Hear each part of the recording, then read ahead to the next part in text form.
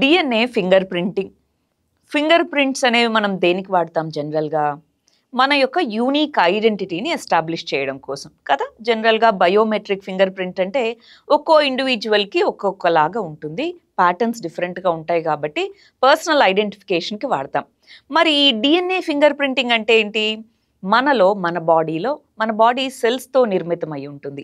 ఈ సెల్స్ లోపల వివిధ సెల్ ఆర్గానిల్స్ అనేవి ఉంటాయి. వాటిలో న్యూక్లియస్ కేంద్రకం అంటాం. ఆ న్యూక్లియస్ లోపల మనకి డిఎన్ఏ అనేది ఉంటుంది. అది మన యొక్క జెనెటిక్ మెటీరియల్. ఆ డిఎన్ఏ అనేది ఒక స్ట్రింగ్ లాగా మనం ఊహించుకుంటే ఆ డిఎన్ఏలో ఉండే న్యూక్లియోటైడ్స్ అరేంజ్మెంట్ అనేది ఒక్కొక్కరికి ఒక్కొక్కలాగా ఉంటుంది. అంటే మన డిఎన్ఏ, లెట్సే నా డిఎన్ఏ మీ డిఎన్ఏతో మ్యాచ్ అవ్వదు.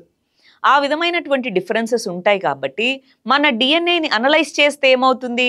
ఇది ఏ అనే పర్సన్ యొక్క డిఎన్ఏ, ఇది బి, ఇది సి అని మనం ఐడెంటిఫై చేయగలము. దీనివల్ల ఈ డిఎన్ఏని ప్రొఫైలింగ్ చేసి సీక్వెన్స్ చేయడం ద్వారా ఫింగర్ ప్రింటింగ్ చేయొచ్చు, ఐడెంటిఫై చేయొచ్చు. దేనికోసం మరి ఇది న్యూస్లో ఉంది? ఎన్నో రకాల క్రైమ్ సీన్స్లో, క్రిమినల్ కేసెస్లో ఇన్వెస్టిగేషన్కి దీన్ని వాడతారు. ఫారెన్సిక్స్ అంటారు. ఫర్ ఎగ్జాంపుల్ శ్రద్ధా వాకర్ కేసులో ఆమె యొక్క ఒక్కొక్క పార్ట్ ఒక్కో చోట లభించింది. ఇవన్నీ ఆవిడకి సంబంధించినవేనా కాదా? డిఎన్ఏ ఫింగర్ ప్రింటింగ్ ద్వారా తెలుసుకున్నాం.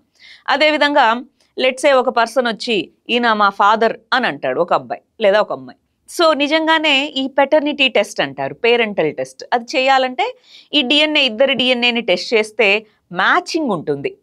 ఇద్దరి పేరెంట్స్ నుంచి డిఎన్ఏ వస్తే ఒక పేరెంట్ నుంచి హాఫ్ డిఎన్ఏ, ఇంకో పేరెంట్ నుంచి హాఫ్ డిఎన్ఏ. సో వీళ్ళిద్దరు డిఎన్ఏ ఫింగర్ ప్రింటింగ్ చేస్తే ఈ అబ్బాయిలో గనుక ఈ పర్సన్ది హాఫ్ డిఎన్ఏ ఉందంటే ఈయనే ఫాదర్ అని. అలా ఎన్నో రకాలుగా ఫోరెన్సిక్స్లోను, ఈ విధమైనటువంటి పెటర్నిటీ టెస్ట్లోను, ట్విన్స్ వీళ్ళ యొక్క డిఫరెంట్ క్యారెక్టరైజేషన్లోను, ఎవల్యూషనరీ స్టడీస్లో, ఆర్కియలాజికల్ స్టడీస్, ఇలా ఎన్నో వాటిలో ఈ డిఎన్ఏ ఫింగర్ ప్రింటింగ్ అనే మెథడ్ని మనం వాడతాము.